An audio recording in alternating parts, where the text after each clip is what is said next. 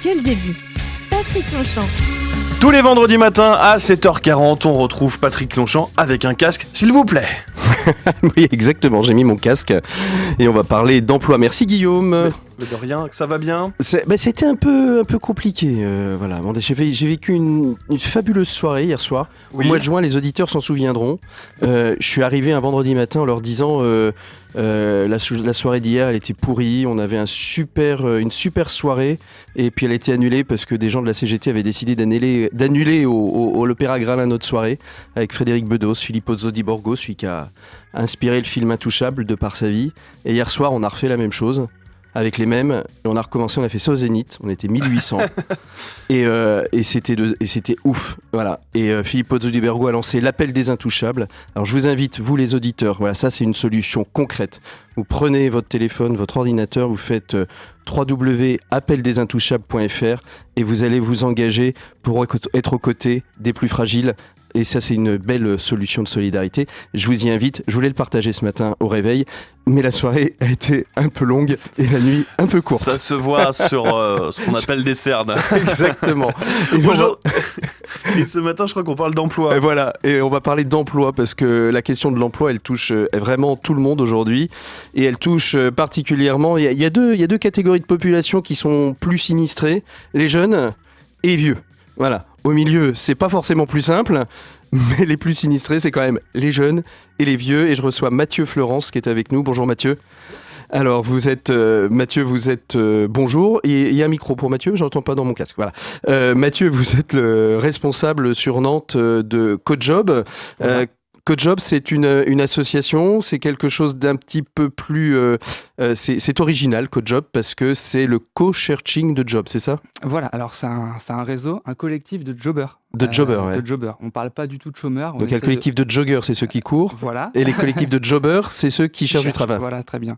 On a décidé de supprimer le langage un peu négatif autour de l'emploi. Ouais.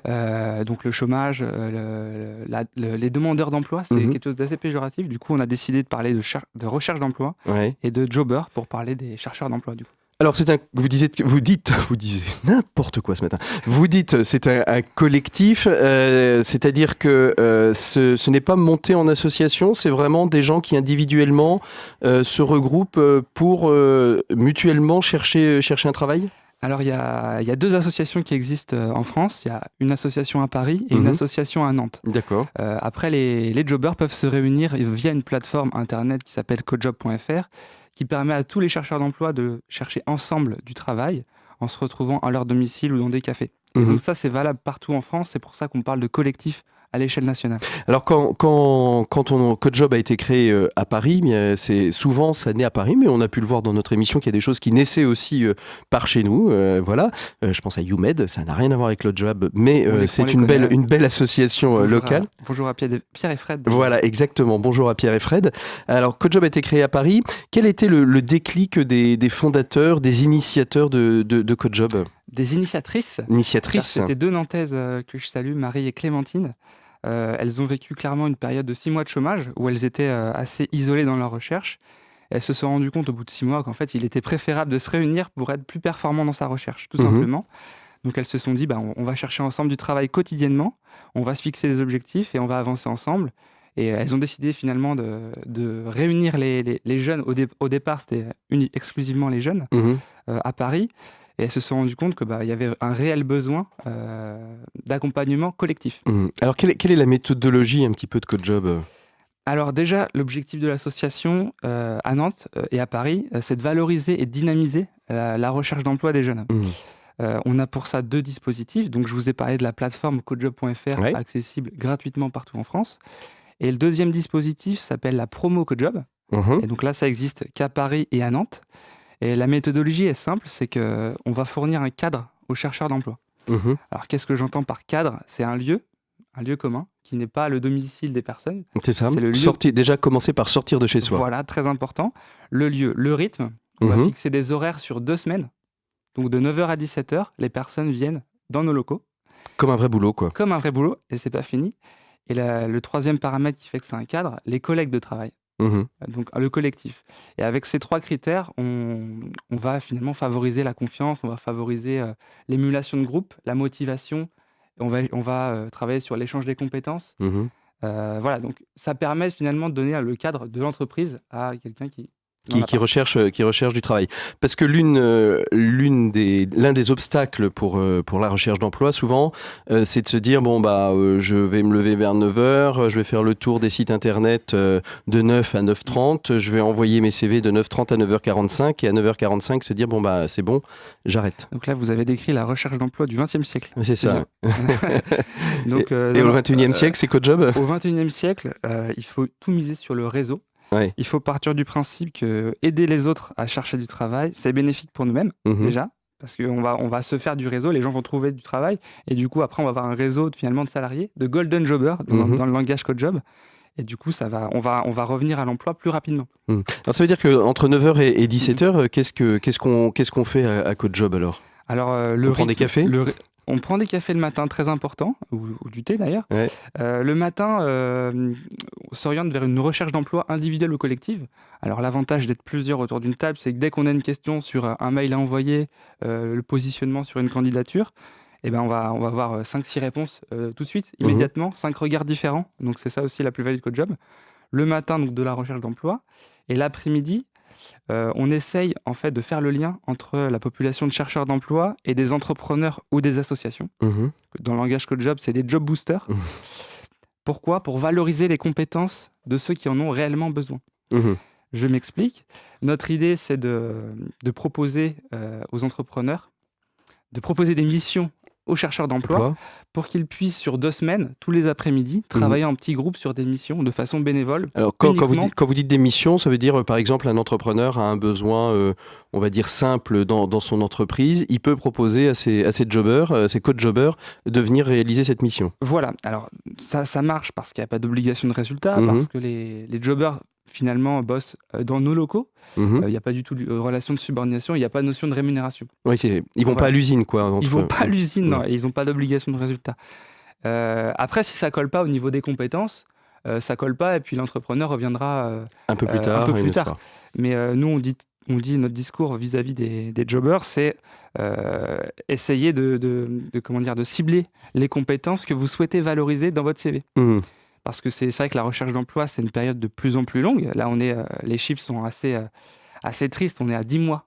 Là, on arrive à 10 mois. Après l'obtention du diplôme, en moyenne, on recherche pendant 10 mois. Et il y a des variations entre les écoles, entre les filières ? Bien sûr, là, c'est un chiffre c'est la moyenne, général. Bien sûr, ceux qui sont en informatique, par exemple, ils trouveront bien plus rapidement que ceux qui sont en communication. Désolé pour les chargés de communication et les chargés de projet. Voilà, c'est ça. Toute ma filière vient de tomber, là. C'est terrible. Vous avez du travail Oh, oui, j'en ai un peu, ça va. Mais de fait, c'est pas... Oui, c'est ça, exactement. C'est tout à fait ça. CodeJob, donc, de 9h à 17h, donc, ils se retrouvent, ils ont des missions, etc. Il y a une valorisation.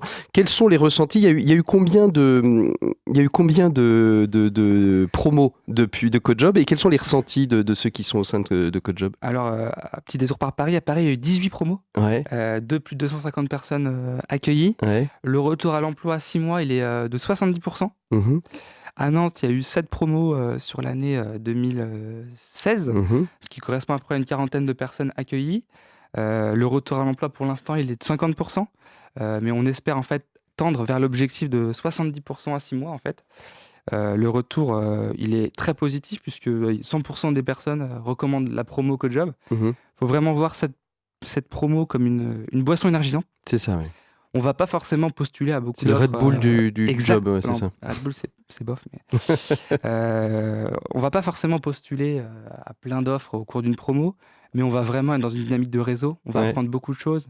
Et en termes de motivation, ça va nous... Alors, les 30% qui ne trouvent pas ou qui ont une difficulté à trouver, c'est lié à quoi ? C'est lié à un projet professionnel qui est mal ficelé ? C'est lié à une période de leur vie où c'est pas le moment et peut-être que 6 mois après, en s'y remettant, ils retrouveront ? C'est quoi les non-réussites ? Alors, il faut savoir qu'à CodeJob, on accueille les jobbers ont des projets professionnels très définis et ont une forte motivation à revenir à l'emploi. On n'accueille pas les gens qui ne sont pas motivés, on leur dit clairement il faut aller faire un bilan de compétences, il faut se réorienter, voilà.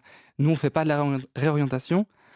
On n'est pas des professionnels de l'insertion, ça je le répète toujours, on est des animateurs, en fait. C'est pour ça que ça fait notre différence et notre complémentarité vis-à-vis de tous les acteurs. Voilà.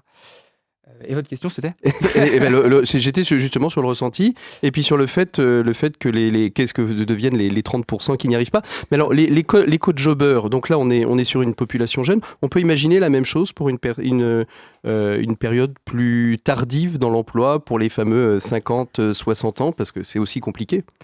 Alors, en début d'année, on était sur les Bac+3, moins de 35 ans, en recherche d'emploi.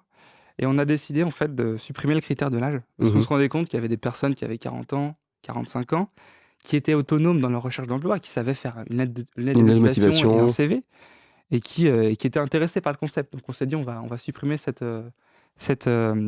barrière de l'âge.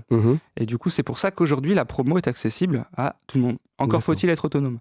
Ouais. C'est vrai que de par notre communication sur les réseaux sociaux, on attire plus des jeunes. Et, c'est un peu la dynamique qu'on veut impulser. Ouais, voilà, qu'on veut impulser. Mais entre guillemets, les seniors ne sont pas exclus. Et d'ailleurs, la plateforme codejob.fr s'adresse à tous, y compris les très jeunes. Donc si on veut bien sûr vous retrouver, c'est www.codejob.fr. On l'a compris, c'est quoi les projets de Codejob, les projets d'avenir de Codejob dans les semaines, dans les mois, dans les années à venir? Alors plusieurs événements à venir. On fait un atelier en partenariat avec une association de théâtre d'impro qui s'appelle Yala Théâtre. Et donc on propose à des chercheurs d'emploi de travailler sur la posture, sur la communication, sur la confiance. Donc le théâtre d'impro, c'est très très intéressant dans une démarche de recherche d'emploi pour débloquer les choses. C'est quand ? Ça, c'est le samedi 10 décembre. Voilà. Et ce sera où ? Alors toutes les informations sont sur la page Facebook. Sur la page Facebook de Codejob. Codejob Nantes. Attention. Deuxième événement à venir, c'est le 8 décembre. Donc ça se déroule à l'université. C'est organisé par une structure qui s'appelle WorkUp. Ouais. Et donc là, l'objectif, c'est de valoriser les compétences des étudiants en sciences humaines. Et donc on a un stand toute la journée au pôle étudiant de l'université. Et il y a aussi des apérotafs qui permettent de réunir toute la communauté tous les mois. Donc je pense qu'il y en aura en fin d'année pour les fêtes. Il y a une promo Codejob en janvier, à la Maison des Confluences à partir du 9 janvier, donc sur 2 semaines.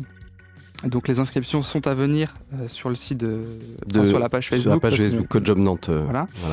Il y a des groupes, j'encourage tous les chercheurs d'emploi à créer des groupes de co-searching. Et on va peut-être avoir un local pour faire un espace de coworking. Un espace de coworking ou qui soit bien identifié dans Nantes. Un espace de co-searching. Co-searching, pardon. Excusez-moi. Destiné uniquement aux chercheurs d'emploi. Aux chercheurs d'emploi. C'est combien la communauté, rapidement, et puis on arrive au bout À Nantes, 150. On est 11 administrateurs et une vingtaine de bénévoles. Merci beaucoup, Mathieu Fleurance, d'avoir été notre invité. Donc voilà, une solution pour se remettre à chercher efficacement un emploi. Codejob, www.codejob.fr pour avoir toutes les infos. La page Facebook Codejob Nantes. Vous voulez nous suivre sur les réseaux sociaux, vous le pouvez, bien évidemment, en nous retrouvant sur Dailymotion pour la vidéo, sur www.leçon unique pour le podcast. Je crois que j'ai tout dit. Et puis, si vous voulez nous dénoncer des solutions, @SunDébut ou hashtag SunDébut, ce n'est que le début. Et vous nous dénoncez plein de solutions pour que nous puissions avoir d'autres invités aussi intéressants que Mathieu Fleurance. Et justement, Mathieu Fleurance a choisi pour la suite Tribeca. Bonne matinée à l'écoute de Sun. Le 6-9 de Sun.